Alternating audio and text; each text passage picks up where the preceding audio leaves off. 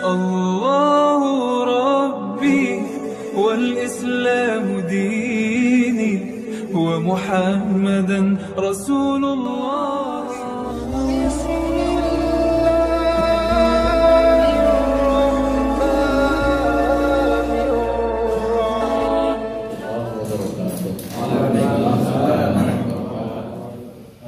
Fungsi istimaiyah, bagaimana kita mewujudkannya dalam konteks Ramadan.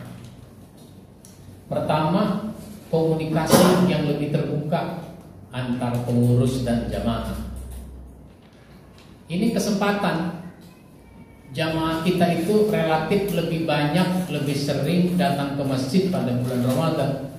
Mumpung mereka mau datang, pengurus masjid harus membuka komunikasi yang lebih terbuka. Bapak-bapak, saudara-saudara, para pemuda, kalau punya usulan-usulan, punya masukan-masukan, silakan sampaikan kepada kami di bulan Ramadan ini.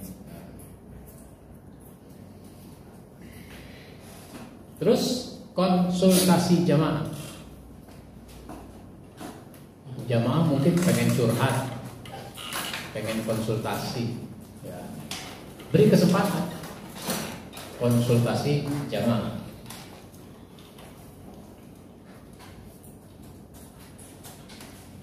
Terserah mau sore sebelum maghrib, apakah sesudah taraweh, kasih waktu jamaah untuk berkonsultasi. Kepada siapa konsultasi?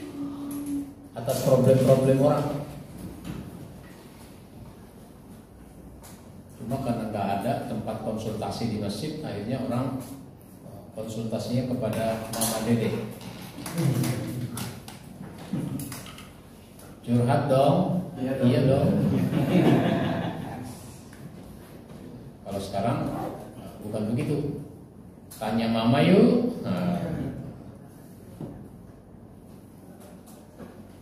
Mestinya di masjid ada tempat untuk orang konsultasi. Kepada siapa? Pak, saya ini mau menikahkan anak saya. Saya bingung bagaimana prosesnya ya. Saya belum punya pengalaman, saya nggak tahu hukumnya. Kan mungkin ada orang mau menikahkan anak, dia bingung atau nggak ngerti hukum. Kalau dulu kan orang ngelamar dulu, habis ngelamar baru cari tanggal. Makanya ada istilah nyari tanggal, karena udah ngelamar cari tanggal, maksudnya kapan mau ada akad nikah dan resepsinya, baru menentukan di mana. Kalau sekarang dibalik, belum apa-apa udah nyari gedung. Nyari gedung dulu, ngelamar belum udah nyari gedung. Karena gedung itu jadwalnya penuh. Oh, itu saya ceramah di JCC. JCC itu kan adalah masjid. Itu kata pengurusnya, ini gedung udah penuh nih sampai setahun yang akan datang. Setahun udah penuh, ada pameran, ada wisuda dari universitas mana,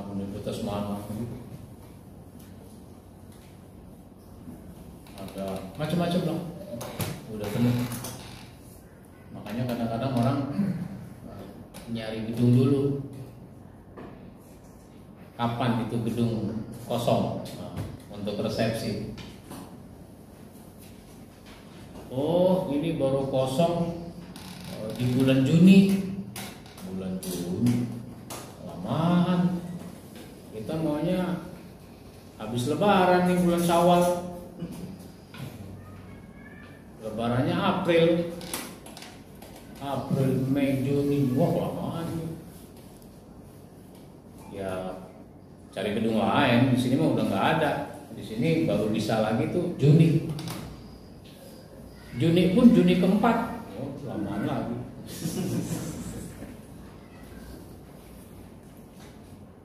Akhirnya iya deh Juni. Habis itu baru melamar. Lamarannya ditolak.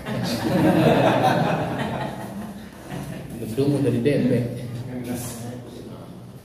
Itu namanya terbalik. Orang berpikirnya rancu. Orang sekarang tuh rancu berpikirnya.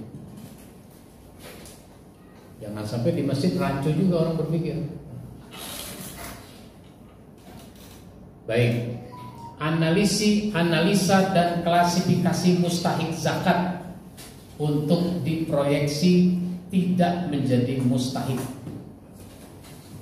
Ada nggak begitu? Selama ini di masjid menyalurkan zakat fitrah kepada siapa? Kepada mustahik. Siapa mustahiknya? A, B, C, D, E, F dan ada 100 orang. Pernah nggak pengurus masjid mendiskusikan mengapa ini orang jadi mustahik? Pernah nggak? Belum. Silahkan sama RT. Nah, ini kan daftar mustahik dari RT. Udah kita terima, salurkan, selesai. Tahun depan begitu lagi. Tahun depan terus begitu. Nggak pernah kita mendiskusikan mengapa ini orang jadi mustahik. Ya karena miskin. Ya. Kenapa miskin? Ya nggak punya harta. Emang kenapa nggak punya harta? Nggak bisa nyari. Kenapa nggak bisa nyari? Nggak punya keahlian. Nah, ketemu tuh sebabnya, nggak punya keahlian. Karena untuk nyari harus punya keahlian. Kalau begitu kita tanya, itu mustahik. Pak, Bu, Bapak Ibu ini bisanya apa ya? Oh, saya nggak bisa apa-apa. Masa nggak bisa apa-apa? Ada yang bilang, Ibu kalau bikin soto Betawi enak. Ya, bikin soto Betawi berapa susahnya? Orang kalau bikin soto tuh dicampur-campur doang. Kan nggak ada orang bikin soto dipisah-pisah. Orang masak itu dicampur-campur, nggak ada yang bisa-pisah, gampang. Ada daging, ada tomat, ada santan, campur semua jadi satu.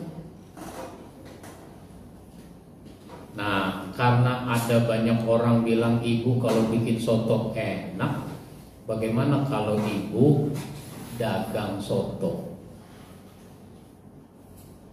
Ya, dagang mau aja saya, cuma kan saya nggak punya modal. Namanya jualan soto kan harus pakai modal. Modalnya gampang Bu. Ini dari dana zakat ada. Zakat mal. Buat modal ibu. Kira-kira berapa Bu? Modal mau jualan soto ini? 2 juta cukup Bu? Cukup. Banyak amat 2 juta. Ya, kan dia nggak punya kompor, beli kompor. Dia nggak punya baskom, beli baskom. Dia nggak punya piring banyak, mangkok, nggak beli. Nah, itu kesitung-hitungnya. Ya sudah, ibu dagang. Ini modalnya. Apalagi pengurus masjid ngatur jamaah. Kita ini kan masjid 1 RW. 1 RW ini 10 RT. Maka saya minta warga RT 1 beli soto hari Senin. Hari Senin RT 1 beli soto. 1 RT 50 rumah, berarti 50 porsi, 50 mangkok. 1 mangkok 20.000 misalnya, 25.000 misalnya. Kalau 20.000 aja, 50 mangkok udah 1 juta omsetnya dia. Begitu. Hari Selasa RT 2 pokoknya makan soto. Gitu. Sehingga ibu ini tiap hari laku itu sotonya. Maka tahun depan ibu ini udah dinilai sebagai orang yang ekonominya mandiri, maka dicoret dari daftar mustahik gitu. Berapa orang yang dibeginikan? Ada 10 orang. Sehingga mustahik kita yang 100 tahun depan tinggal 90. Oh iya Pak Ustadz, di tempat saya mustahik 100, sekarang tinggal 90. Yang 10 kan pada meninggal.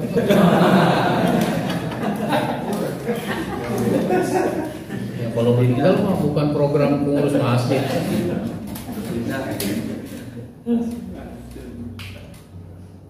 Itu namanya orang diproyeksi dari menjadi mustahik untuk minimal dia bisa mandiri dari segi ekonomi. Apalagi dia jadi muzaki. Nah begitu, itu namanya dianalisa, diklasifikasi.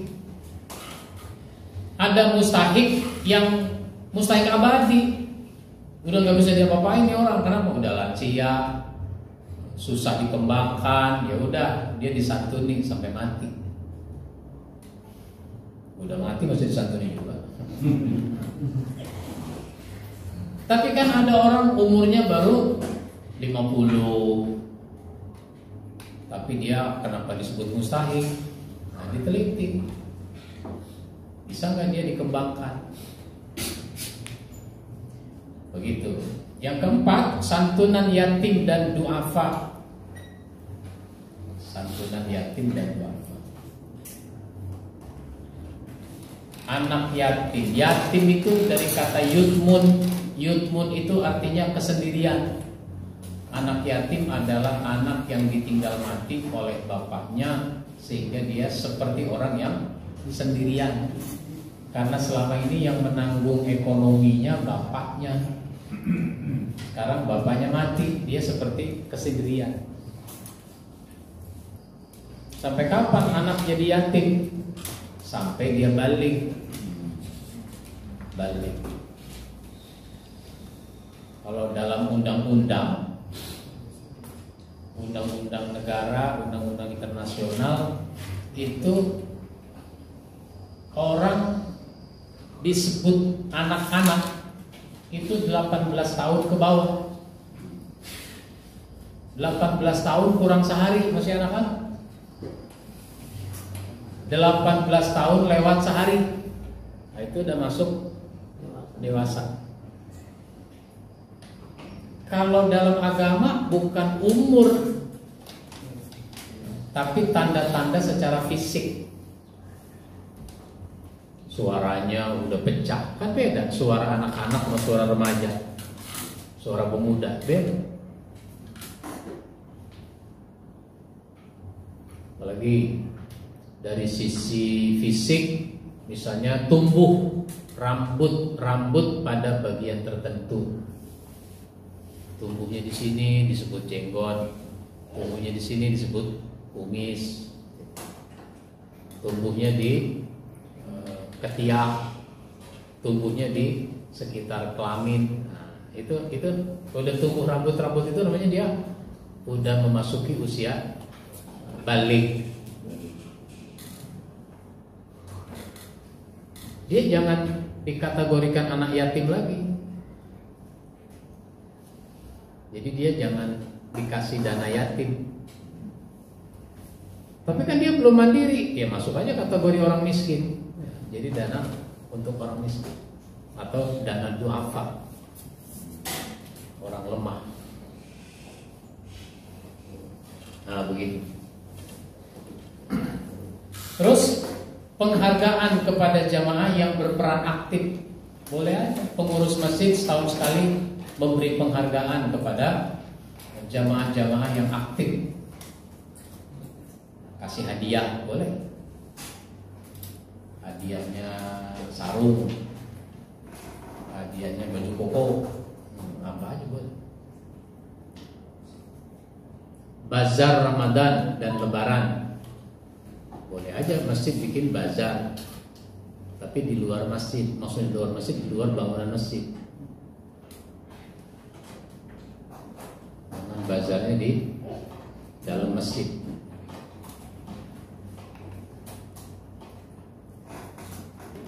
Musyawarah bersama antar pengurus masjid. Belum ya? Belum pernah ya? Pengurus masjid kumpul musyawarah bersama. Belum pernah. Kalau kumpul acaranya apa? Mau ganti pengurus. Kalau kumpul antar pengurus masjid, misalnya sekelurahan gitu. Oh, antar pengurus. Nah, maulid, subuh gabungan.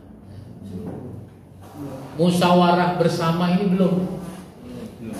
Musyawarah bersama antar pengurus masjid sekelurahan, sedesa. Maka masjid itu jalan sendiri-sendiri. Biasanya masjid itu jalan sendiri-sendiri. Ada kesenjangan komunikasi.